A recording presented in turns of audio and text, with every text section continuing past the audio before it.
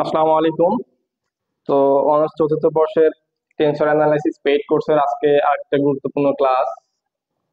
তো আজকের ক্লাসে আমরা যে ম্যাথটা করব বা বেলনাকার স্থানাঙ্ক পদ্ধতিতে ইউক্লিড জগতের যে ম্যাট্রিক নির্ণয় করার কথা বলছে, এটা দুইটার ফর্মুলা আছে।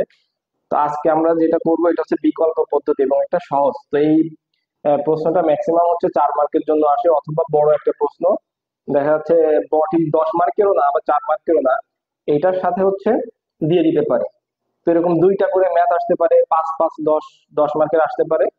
তো যাই হোক, এটা 4 মার্কের অথবা 10 মার্কের প্রশ্নের সাথে, মানে 6 মার্ক বা 5 মার্কের সাথে অ্যাড করে দিতে পারে। এই হচ্ছে বেসিক বিষয়। তো আজকে আমরা এটা যেটা করব, এটা বিকল্প ফর্মুলা খুব সহজেই করব। এখানে বলছে যে বেলনাকার স্থানাঙ্ক, স্থানাঙ্ক পদ্ধতি তিনটা: একটা কার্তেশীয় বেলনাকার, একটা গোলকীয়, আর একটা হচ্ছে আপনার কার্তেশীয় স্থানাঙ্ক। হ্যাঁ, তো আমরা যেটা করবো বেলনাকার স্থানাঙ্ক পদ্ধতিতে। তো এইখানে যে প্রমাণ সেটা হচ্ছে, আমরা দেখি।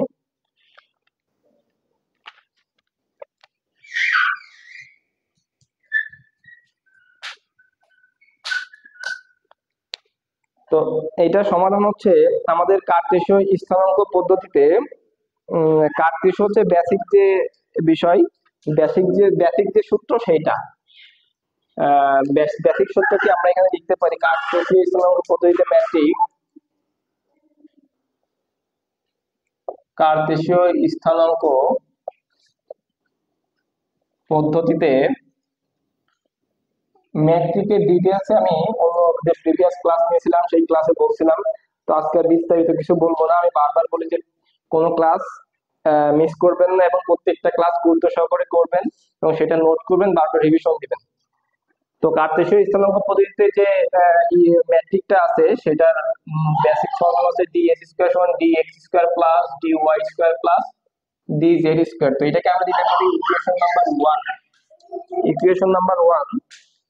এখন কার্তেশীয় স্থানাঙ্ক আমাদের তো বের করতে হবে বেলনাকার স্থানাঙ্ক পদ্ধতিতে। তো কার্তেশীয় স্থানাঙ্ক যে এক্স ওয়াই জেড তিনটা রাশি আছে, এই তিনটা রাশিকে আমরা রো ফাই জেড জেড এ কনভার্ট করব। তো লিখতে পারি আমরা এখানে যে এক কার্তেশীয় স্থানাঙ্ক, কার্তেশীয় স্থানাঙ্ক এক্স ওয়াই জেড এবং বেলনাকার স্থানাঙ্ক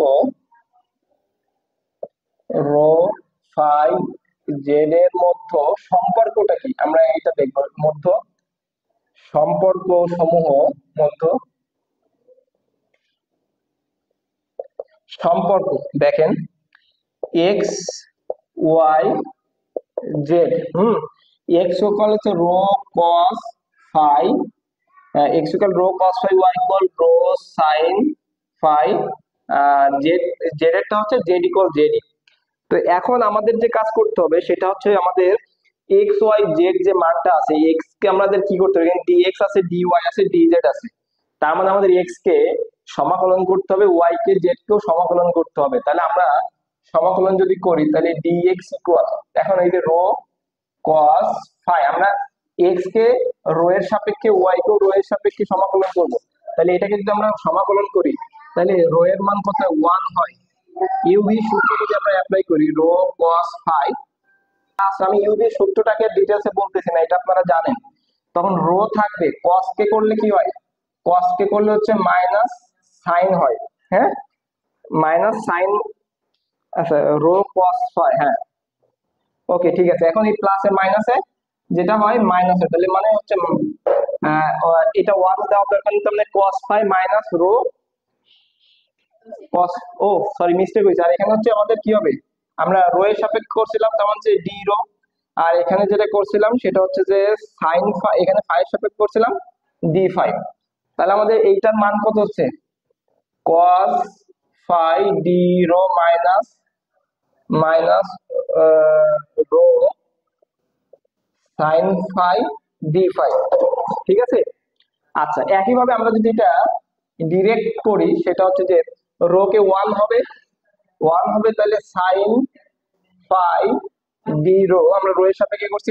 এখন এইটা কি হবে, আমাদের সাইন কে করলে সমাকলন করলে cos হয়, প্লাস cos হয়, তার মানে আমাদের এটা প্লাসই থাকবে। তার মানে যে রো cos d phi, দেখেন rho rho cos phi d phi। আচ্ছা, জেড কে করলে হচ্ছে আমাদের ডি জেডই হবে। তো এখন আমাদের যে কাজ সেটা হচ্ছে যে আমাদের dx dy dz এর মানটা আমরা কি করব, আমরা এখন এই যে এইখানে বসাই দিব, তাই না? 1 নম্বর সমীকরণে বসাবো, তাহলে আমরা লিখতে পারি 1 নং হতে পারি dx square equal dx square equal আমাদের dx এর মান কত আছে, cos phi d rho sin phi d phi এইটা স্কয়ার প্লাস dy এর মান হচ্ছে sin phi d rho plus এটা square plus D Z square. তো এখন দেখেন এখানে basic a minus b whole স্কয়ারের ফর্মুলা হচ্ছে a মাইনাস b হোল স্কয়ারের ফর্মুলা আমরা অ্যাপ্লাই করতে পারি।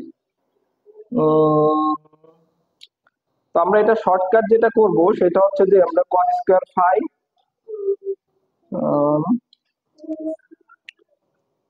এটাকে আমরা শর্টকাটে যেটা করতে পারি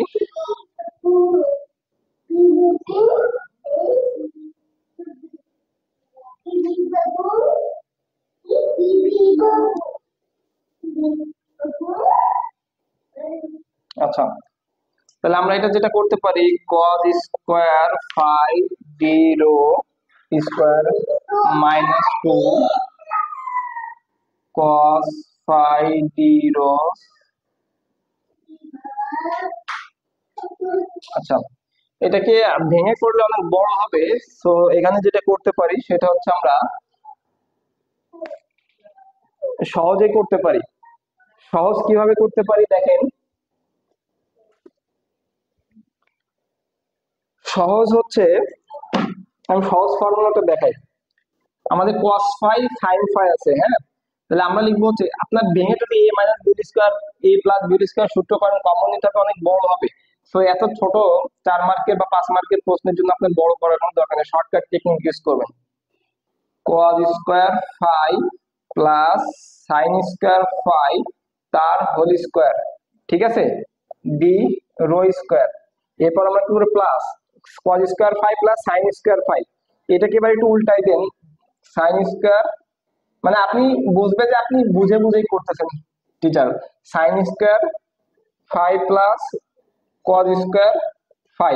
তাহলে আমরা এখানে কি d রো স্কয়ার লিখছিলাম, এখানে আমাদের একটা কি ছিল, এখানে একটা রো ছিল, এখানে একটা রো ছিল, তার মানে আমাদের একটা রো আসবে না, আর আমাদের কি ছিল, একটা ডি রো ছিল, একটা ডি রো ছিল, ডি রো স্কয়ার, একটা ডি ফাই ছিল, ডি ফাই ছিল, তার মানে আমাদের একটা ডি ফাই স্কয়ার, আর এটা হবে ডি জেড স্কয়ার। তো এখান থেকে এটার মান 1, এটার মান 1, 1 এর সাথে এটা গুণ করলে কত হয়, ডি রো স্কয়ার হয়, এটার মান 1 করলে rho square d phi square plus D Z square. দেখেন এইটা হচ্ছে আমাদের কিন্তু অ্যান্সার, অর্থাৎ ডি এস স্কয়ারের মান। তো এটাই ছিল বেলনাকার স্থানাঙ্ক পদ্ধতিতে ইউক্লিড জগতের যে মেট্রিক সেটার রূপান্তর বা সেটার আকার। তো এই ছিল হচ্ছে আমাদের আজকের ক্লাস। তো আজকের ক্লাসটা এখানে শেষ করছি, আগামী ক্লাসে দেখা হচ্ছে ইনশাল্লাহ। আল্লাহ হাফেজ।